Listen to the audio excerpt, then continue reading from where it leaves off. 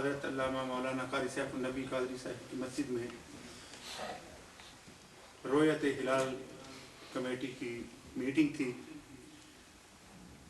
تمام علماء کرام اس پلیٹ فارم پر جب تشریف لائے تو ہم نے یہ موقع غنیمت جانا اور اس سے بھرپور فائدہ اٹھاتے ہوئے نعرہ تکبیر، اللہ نعرہ رسالت، یا رسول اللہ، نعرہ علماء حق اہل سنت، زندہ آباد. ماشاءاللہ سراج مصباحی صاحب، زندہ آباد. مسعود برکاتی صاحب، ماشاءاللہ سبحان اللہ. نعرہ تکبیر، نعرہ رسالت، نعرہ حیدری. ماشاءاللہ علماء کرام کی ایک پوری جماعت تشریف فرمائے.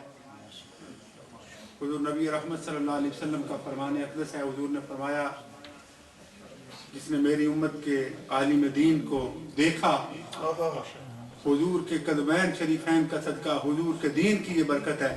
فرمایا اس کو اللہ کریم اس قدر اجر عطا فرمائے گا، اس قدر رحمتیں عطا فرمائے گا. فرمایا حضور کا صدقہ ایک ایک نظر اٹھ کے عالم دین کے چہرہ پاک پہ پڑتی رہے گی، اللہ کریم اس کو عبادت کا ثواب عطا فرمائے گا. علماء کرام تشریف فرمائیں. جس ملک میں ہم رہ رہے ہیں امریکہ میں، بالخصوص اس مسئلے پر خصوصی توجہ کی ضرورت ہے. ہمارے بچوں کے لیے، ہماری آنے والی نسلوں کے لیے، نیو جنریشن کے لیے جو کالجز میں، یونیورسٹی میں، اسکولوں میں جاتی ہیں، ہر وقت انٹرنیٹ پہ بیٹھتی ہیں اور اس ماحول میں جہاں آپ بچے کو کچھ کہہ نہیں سکتے، کچھ اس پہ مسلط نہیں کر سکتے، اس ماحول میں کہ بچہ بگڑا جا رہا ہے تب، سنورا جا رہا ہے تب پش نہیں کر سکتے، کوئی بھی چیز سختی سے اس کو منوا نہیں سکتے.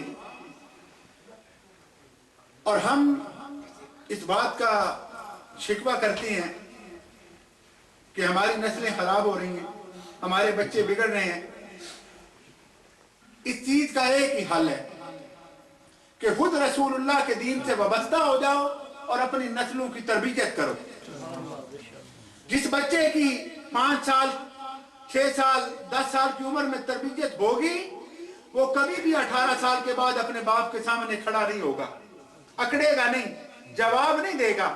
وہ یقیناً فرما بردار بیٹا ہوگا اگر اس کی تربیت کا حق ادا ہوا تو.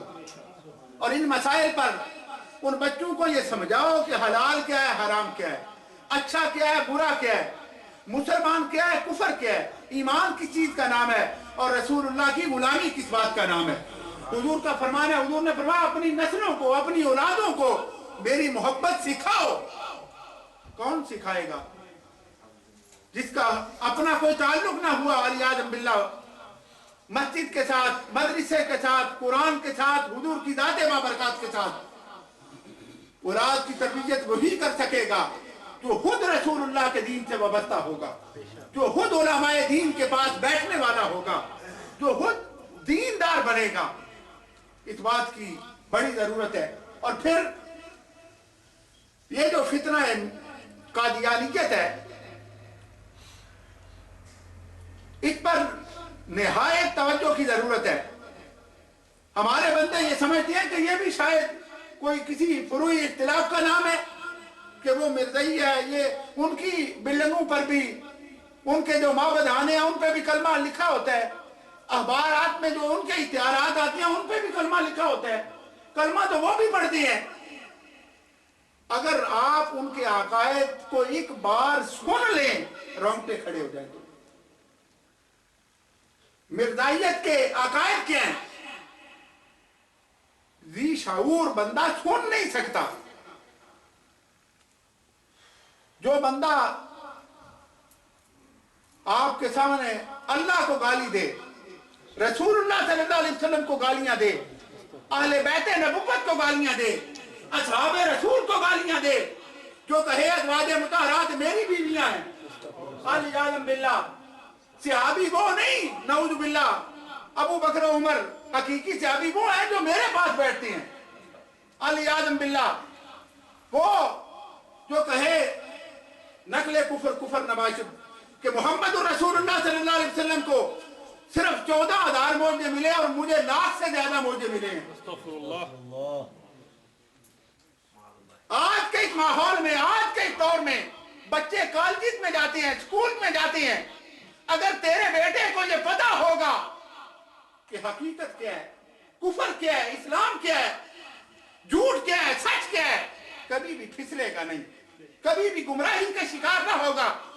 رسول اللہ صلی اللہ علیہ وسلم کا حقیقت میں غلام وہی ہے, حضور کا نام لیوا, حضور کا کلمہ پڑھنے والا حقیقت میں وہی ہے جو اس بات کو مانے کہ رسول اللہ صلی اللہ علیہ وسلم کے سینہ پاک پر جو رب کا کلام نازل ہوا, ما کان محمد ابا احد من رجالکم ولکن رسول اللہ و خاتم النبیین.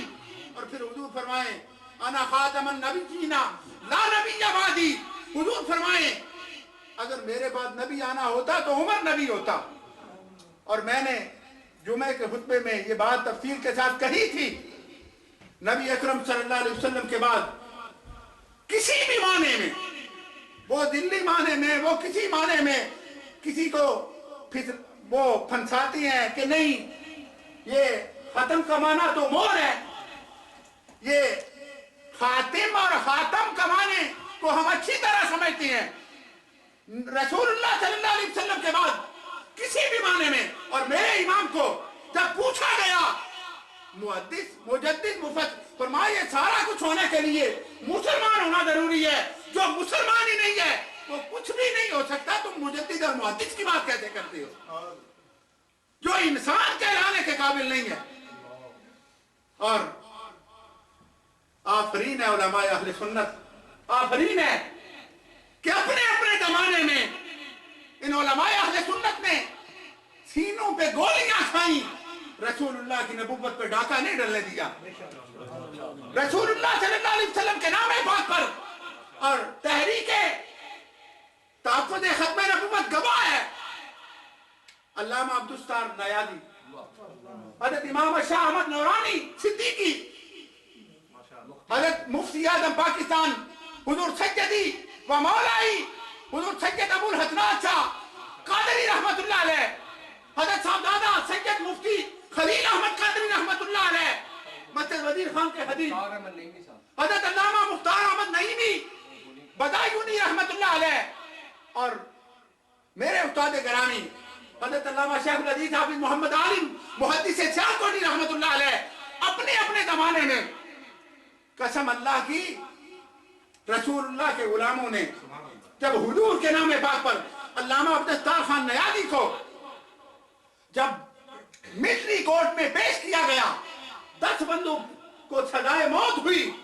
9 کو بری کر دیا گیا, وہ ترے والے بابے کو جب لایا گیا علامہ عبدالستار خان نیازی عبدالستار خان نیازی کو جب لایا گیا تو اس جرنیل نے کہا نیازی مسٹر نیازی کیا سمجھتے ہو کہ 9 کو بری کر دیا گیا تمہیں بھی چھوڑ دیا جائے گا؟ نہیں, تم تب تک پھانسی کے پھندے پہ جھولتے رہو گے جب تک تیری روح قفس انصری سے برباد نہیں کر جاتی. علامہ نیازی نے کہا آنکھوں سے آنسو چھلک پڑے, فرمایا اللہ کی عزت کی قسم عبدالستار کی ایک جان ہے, کبھی 1,00,000 جان ہو محمد کے قدموں پہ نثار کر دوں. نعرہ تکبیر, نعرہ رسالت, نعرہ حیدری.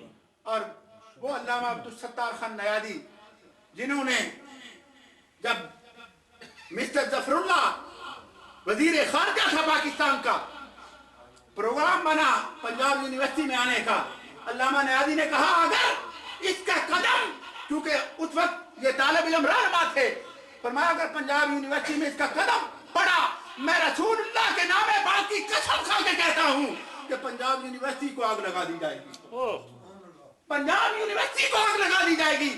یہ کیسے ہو سکتا ہے؟